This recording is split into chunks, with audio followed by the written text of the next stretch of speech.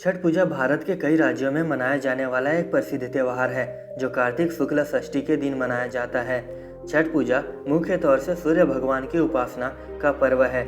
इस दौरान व्रती 36 घंटों की व्रत रखती हैं। पुराणों के अनुसार छठ पूजा की शुरुआत रामायण के दौरान हुई थी। रावण का वध कर जब प्रभु श्री राम और माता सीता वनवास से अयोध्या लौटे तब उन्होंने इस उपवास का पालन किया था।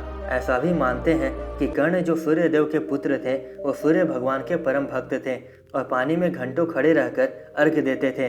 पांडवों के स्वस्थ और दीर्घायु के लिए भी द्रौपदी सूर्य देव की उपासना किया करती थी। कहते हैं कि उसकी इसी श्रद्धा के कारण पांडवों को अपना राज्यपाट फिर से वापस मिला था। इस पर्व से जुड़ी एक और पौराणिक कहानी प्रचलित है। राजा प्रियव्रत और रानी मालिनी निसंतान थे, जिस कारण वे बहुत ही दुखी रहते थे।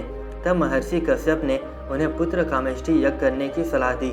जब उन्होंने ये यज्ञ किया तब महर्षि कश्यप ने यज्ञ के प्रसाद के रूप में रानी मालिनी को खीर खाने को दी। कुछ समय पश्चात ही राजा और रानी को पुत्र की प्राप्ति हुई, लेकिन उनकी किस्मत इतनी खराब थी कि वो बच्चा मरे हुए अवस्था में पैदा हुआ। राजा जब अपने पुत्र का मरा हुआ देह लेकर शमशान गए और उन्होंने अपने प्राणों की भी आहुति देनी चाहिए, तभी उनके सामने देवसेना यानी छठी देवी वहां प्रकट हुई, जिन्हें षष्ठी के नाम से भी जाना जाता है। उन्होंने राजा को बताया कि अगर कोई सच्चे मन से विधिवत उनकी पूजा करे तो उस व्यक्ति की मन की इच्छा पूरी होती है। देवी ने राजा को उनकी पूजा करने की सलाह दी। इस बात को सुनकर राजा ने देवी षष्ठी की सच्चे मन से पूजा की और व्रत कर उन्हें प्रसन्न किया।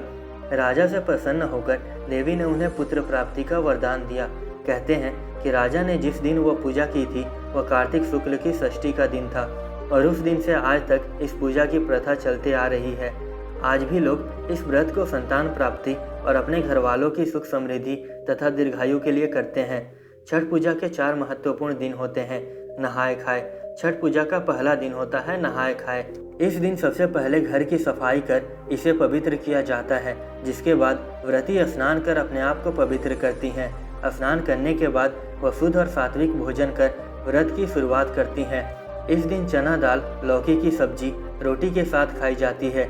पकाए खाने को सबसे पहले व्रती खाती हैं और उसके बाद घर के अन्य लोग खाते हैं। खरना। छठ पूजा का दूसरा दिन होता है खरना। इस दिन व्रत करने वाली व्यक्ति पूरे दिन की उपवास रखती हैं, जिसमें न ही वो कुछ खा सकती हैं और न ही पी सकती हैं। शाम को गुड़ वाली खीर प्रसाद के रूप में बनाई जाती है, जिसे रसियाऊ खीर भी कहते हैं, और जिसे पूजा करने के बाद व्रती खाती हैं। इसी रात छठ मैया के लिए चाशनी, गेहूं का आटा और घी से बनी मिठाई ठेकुआ प्रसाद के तौर पर बनाते हैं। संध्या अर्घ। यह तीसरा दिन छठ पूजा का मुख्य दिन है। इस पूरे दिन व्रती निर्जल व्रत रखती हैं।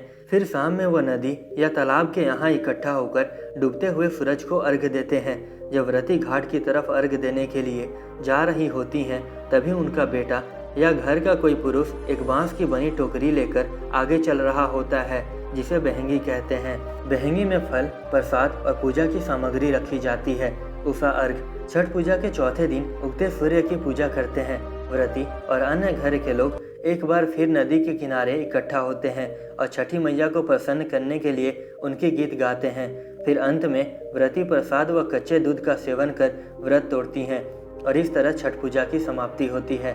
अगर ये वीडियो अच्छी लगी हो तो लाइक करें, कोई प्रश्न या विचार हो तो कमेंट करें और चैनल को सब्सक्राइब करें। धन्यवाद।